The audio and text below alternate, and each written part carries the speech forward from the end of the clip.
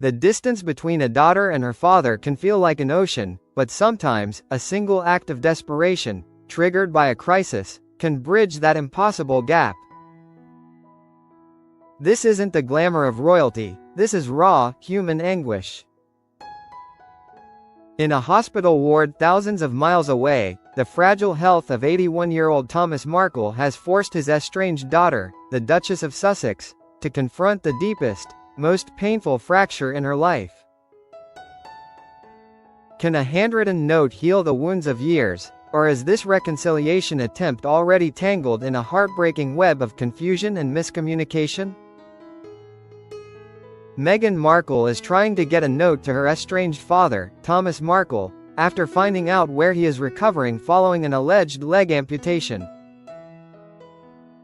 The Duchess of Sussex has been estranged from her father since 2018, after he was caught staging paparazzi photographs ahead of her wedding to Prince Harry. As a result, Thomas Markle has never seen his grandchildren, Archie and Lilibet, nor met his royal son-in-law. Heartbreak, the crisis that forces a choice. The estrangement between the Duchess of Sussex and her father has been one of the most publicly dissected and privately painful family dramas of the decade. The betrayal in 2018, the staged photographs ahead of the royal wedding, severed a bond, leaving behind a chasm of silence. The consequences are stark and irreversible. Thomas Markle's complete absence from the lives of his royal grandchildren, Archie and Lilibet, and his son-in-law, Prince Harry, is a testament to the depth of the rift. In the timeline of any family, those lost years are priceless.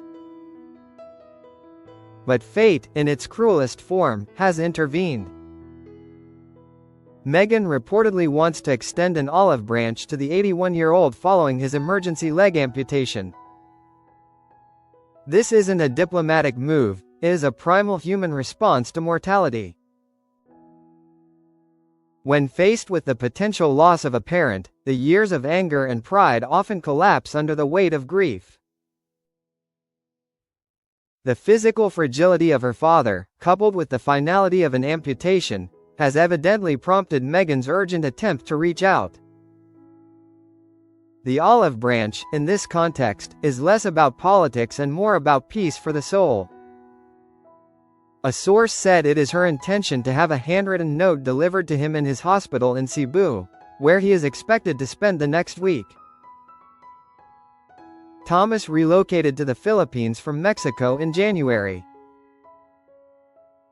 He has now been moved from intensive care to a regular hospital ward after his surgeon labeled the operation, conducted on Wednesday, a success.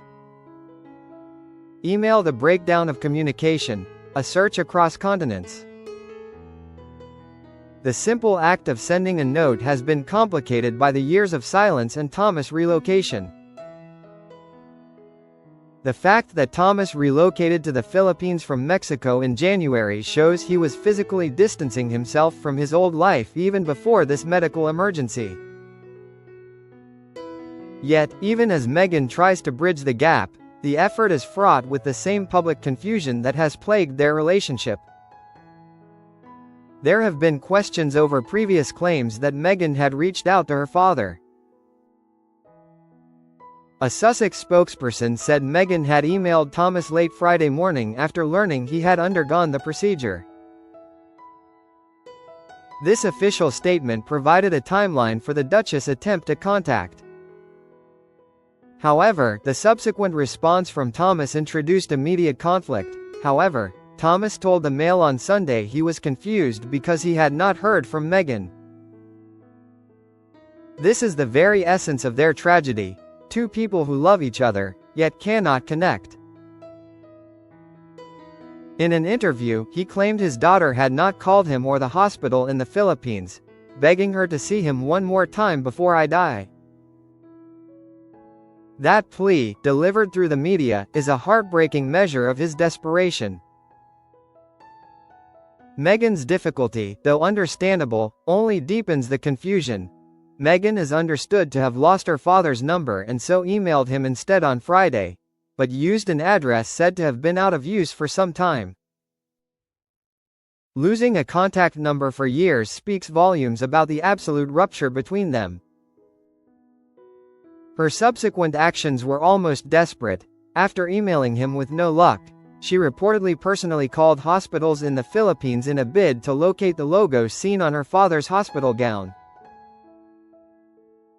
This detail paints a vivid picture of the Duchess, reduced to a worried daughter making frantic calls across the globe, searching for a single clue, a hospital logo, to locate her father. Shot the surgeon's report, a glimmer of hope. While the family drama unfolds, the medical reality is stark. Thomas is expected to remain in the teaching hospital in Cebu for about a week before moving to a rehabilitation center.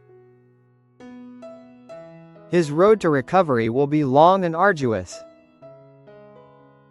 He reportedly underwent emergency surgery followed by a second operation to remove a blood clot, which resulted in his leg being amputated below the knee. Amputation is a life-altering event, compounding the urgency of this moment. The news that Dr. Neil Sanico, his surgeon, said, apparently with the patient's permission, the surgery was a success and the wound is healing well, provides a fragile sense of relief, suggesting that the immediate crisis has passed, but the emotional reckoning remains. Thomas and Meghan have not been in touch since 2018, following the fallout over staged paparazzi photographs ahead of the Sussexes' wedding. He suffered 2 heart attacks on the eve of her wedding to Harry in 2018, which prevented him from flying to the UK. In his absence, the King, then Prince of Wales, gave Meghan away. Older person the final plea, love, death, and grandchildren. The painful history is well known, the staged photos, the subsequent 2 heart attacks that prevented Thomas from attending the wedding, and the symbolic moment when the King, then Prince of Wales, gave Meghan away. All these elements have cemented the estrangement. Now, Thomas Markle voices his final wishes with a clarity born of proximity to death. Speaking about his estrangement, Thomas said, "Of course I want to speak to her. But I am not sure if these are the right circumstances. I've always said I am open to reconciling with my daughter. I have never stopped loving her." His statement captures the ambiguity of the situation. He wants reconciliation, but the context of the hospital bed feels tainted by desperation. His deepest longing is simple and profoundly human. He added, "I don't want to die estranged from Meghan. I want to meet my grandkids. It might be nice to meet her husband, too." This desire to mend the rift and meet Archie and Lilibet is the ultimate plea of a grandfather facing his final years. The irony of the situation is poignant. Thomas confirmed he hasn't changed his phone number since being estranged, explaining that he has always wanted Meg to be able to call me. That unchanged number, a silent beacon of hope across the years, encapsulates the sheer, terrible simplicity of the divide between them.